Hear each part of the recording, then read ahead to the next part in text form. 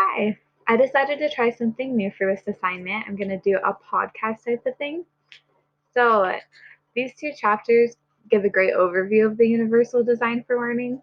And I like how chapter 4 points out that it goes against the traditional education reforms in the sense that it views the students as a part of the environment.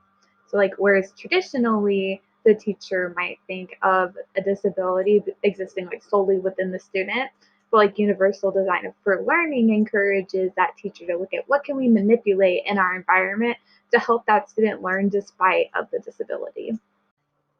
So the universal design for learning talks about learning variability, which breaks it down into three classes of learning networks. And this is recognition, affect, and strategy. So affect is the why of learning. It's about how our emotions affect our attitudes toward learning and like why we want to learn. And then there's recognition, which is the how of learning. It has to do with like how we categorize what we see, hear, and read. And then there's also strategy. It's the how of learning. It's like how we execute the learning. Like what strategies do we use? How do we use our motor skills? Um, So the universal design for learning basically sets us up with three different categories of what we can do to help our students based on the three classes of learning networks. So affect, the why of learning, is aligned with multiple means of engagement. So how can we engage our learners? Because we can't just expect them to just like internally be motivated and know why they want to learn. Sometimes we have to be the ones to look at their interest and see how can we get them engaged in this lesson. So the second category has to do with the recognition, which is the how we categorize information. And UDL gives us opportunities through to do this, to help our students do this through multiple means of representation. So giving access to the students in different ways, basically.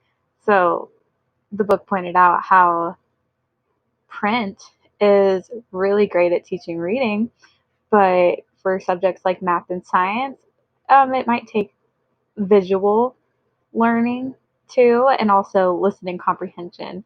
So, like providing that content in multiple different ways will help your students learn it.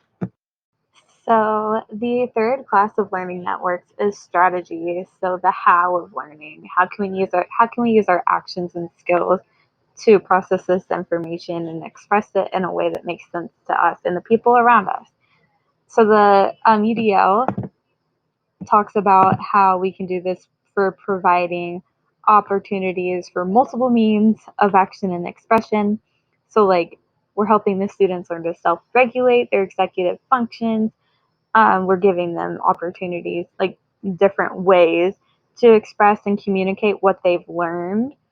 And we're like giving them more opportunities for physical action.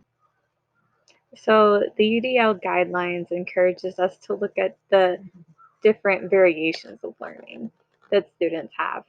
Not necessarily look at a student and be like, oh, they have a disability, this is why they're doing poorly.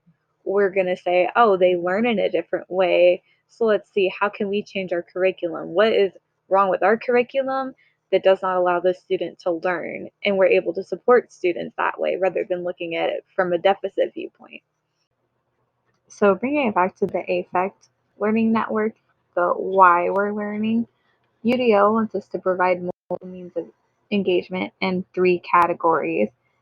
So it wants you to provide options for self-regulations because that's what's going to create those expert learners that are going to continue to learn after school because you've given them the skills to continue their education. So that second category is to provide options for sustaining effort and persistence. So this is going to help the students keep up that same level of engagement that they started with. And then that third category is providing options for recruiting interest. So this is giving students more autonomy, looking at how we can involve their interest in the lesson that they're doing. And this is going to help a lot with the engagement, obviously. And then also, the more interested you're in it, the more that engagement is going to be sustained throughout the lesson. And then we have multiple means of representation, which is broken into three categories as well. So provide options for comprehension. This has a lot to do with scaffolding and just realizing that students are going to make different connections and they have different ways of comprehending the information that you give them. So you should be giving it in multiple different ways and like giving them different questions to help them develop that sort of reasoning and just understand the content. You could also like activate and their background knowledge or give them background knowledge before you teach the lesson. So with the second category, UDL wants you to understand that learners do not understand language or the symbols used to communicate language in the same way. So with this, you want to support different ways to decode that information. So it can help if you clarify the vocabulary and symbols being used, the syntax, the structure. And that third category wants you to consider the preferences and the way students perceive things. So some students like to hear what the content that they're learning, while others learn better through pictures. And some students might do really well when they are given both. The UDL guideline provide multiple means of action and expression are linked heavily to executive function. You can see that the front of that brain is highlighted in the picture. That's showing you your primary and secondary motor cortex and also your prefrontal cortex. So that has to do with their ability to develop competent executive functions that allow us to execute skills and also movements.